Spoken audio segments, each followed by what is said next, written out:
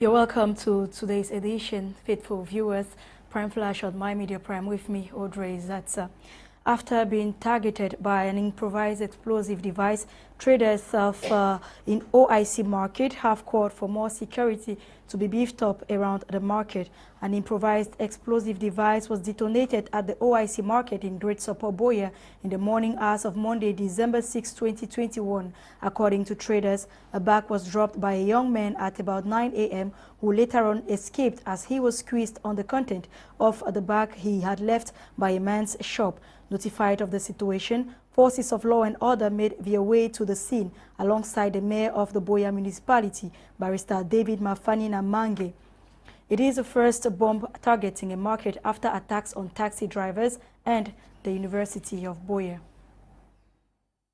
Members of a coalition of civil society organizations pushing for the transparent management of COVID-19 related funds have blamed government for the inadequate supply of water and electricity in major health facilities in the country. This was recently in Yaoundé. Joy Ngong tells us more.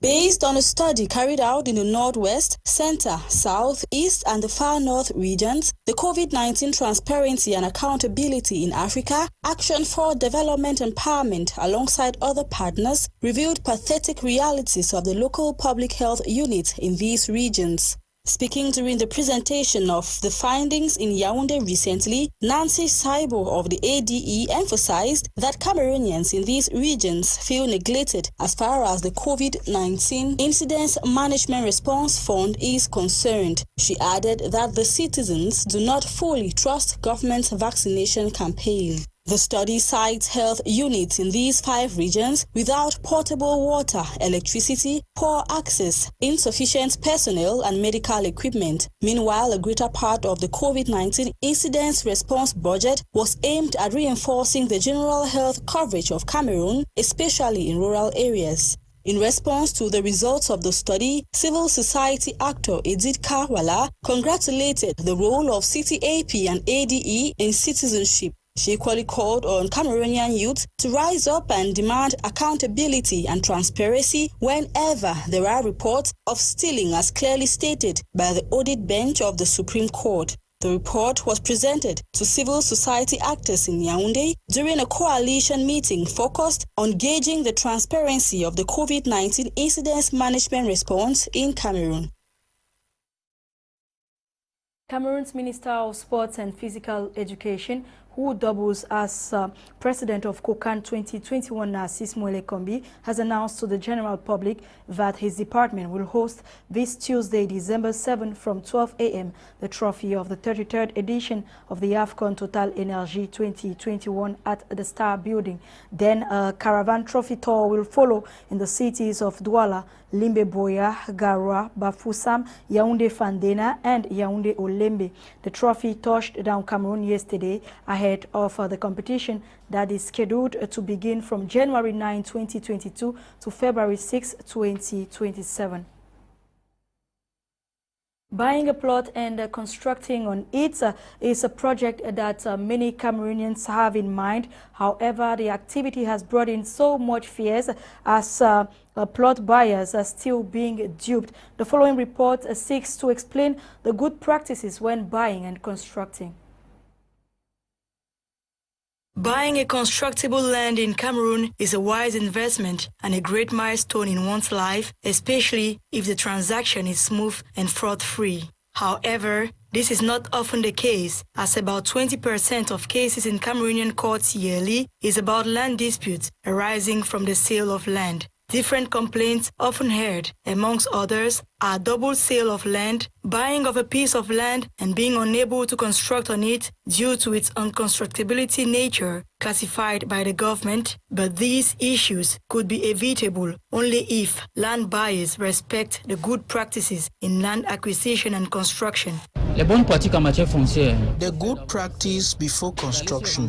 When a user expresses the need to acquire a land, it is necessary to request a certificate of urbanism. In this certificate, you are informed about the rules of land use of the area in which the land is located. These rules of occupation of the grounds consist in knowing if the zone is constructible or not. This prevents people from buying a plot of land and then complaining that the land is not viable. Et après, à se plaindre de ce que le terrain n'est pas constructible.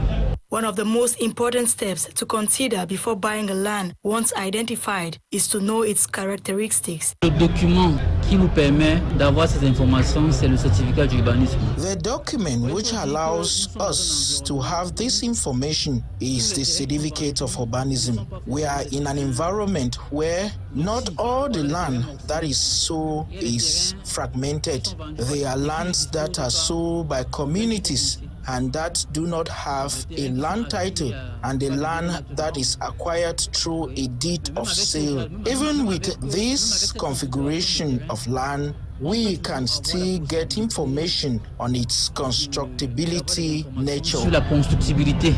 Finding out the existence or non-existence of real rights on the land is another step to consider. Vous pouvez savoir si la personne qui vous vend le terrain est effectivement le propriétaire. You can find out if the vendor is the real proprietor of the said land by going to the Land Registry Service, which will issue a document called the Certificate of Ownership. This certificate can henceforth be obtained at the guichet unique. Au guichet unique. With these practices, it is hoped by the Land Registry Service in Cameroon that the phenomenon of land swindling, which is on the rise, will see a positive change.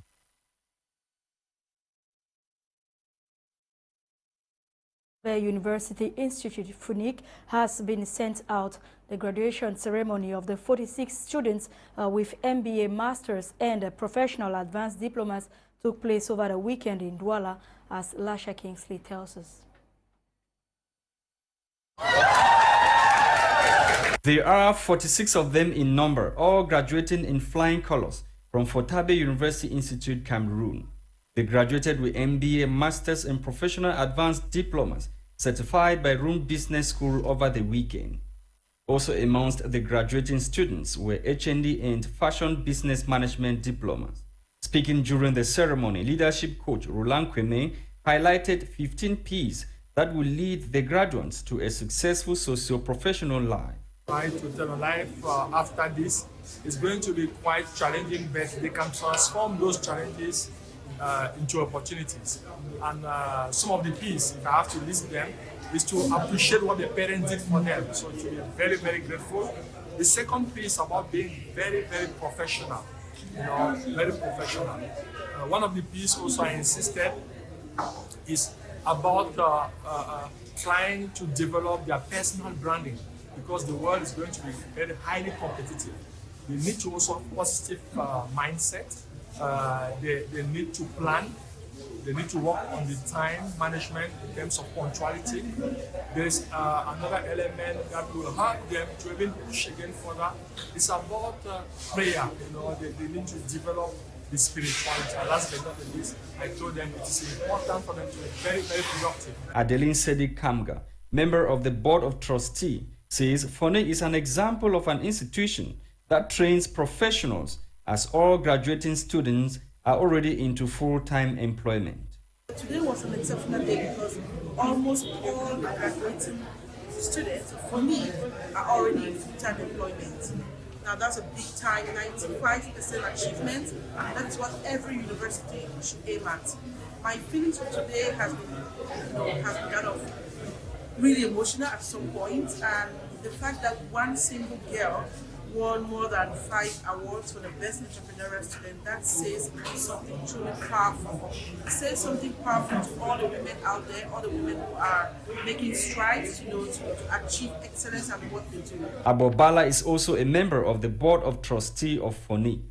I really like this program because it brings in practical knowledge and how they can effectively contribute to the welfare of the economy of the country.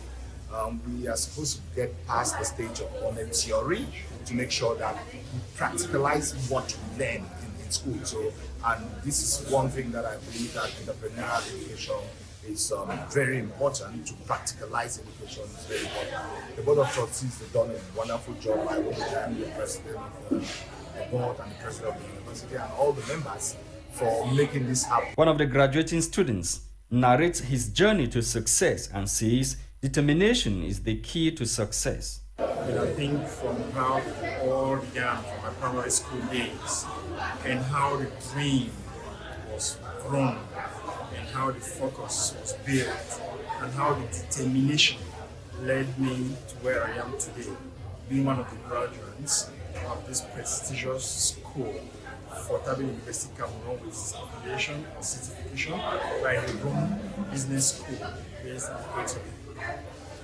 And it has not been a difficult one. Going through an exercise like that requires that you work hard. So I worked hard, studied hard. There were sleepless nights. There were difficult days. FONIC is a university institution that trains entrepreneurial leaders for Africa's future. Cameroon's 24-year-old Audrey Nabila Monkam has emerged second in Miss World Top Model 2021 with Olivia Yassé of Côte d'Ivoire winning the competition, which held yesterday, Monday, December 6, 2021 in Puerto Rico. Each contestant had the opportunity to showcase their best catwalk while wearing both national dress and designs made by Puerto Rican designers. The National Union of Cameroonian Footballers, CENAFOC, with its president, Jérémy Nzitap, are bent on bringing together former footballers to give their support to Samuel Eto'o as president of FECAFOOT.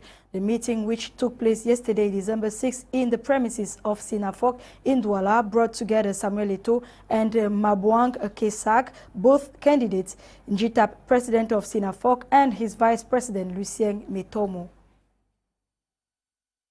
And out of the country, in Gambia, following the re-election of Gambian President Adama Barrow on Saturday, supporters of opposition leader Ousainu Dorabo took to the streets to contest his re-election. Hundreds of protesters gathered in the community of Serekunda on Monday, December 6, 2021, and were dispersed by Gambian police, who fired tear gas on supporters of losing presidential candidate. According to Inspector General of Police, the gatherings were threatening to turn violent in Gambia. That was it for today's edition of Prime Flash on My Media Prime. Ladies and gentlemen, thanks for watching. You'll get more stories in our 6:30 p.m. Prime News with Fon Quinta. Coming up next is In the House with Eileen Sama and her ladies. Have a nice time.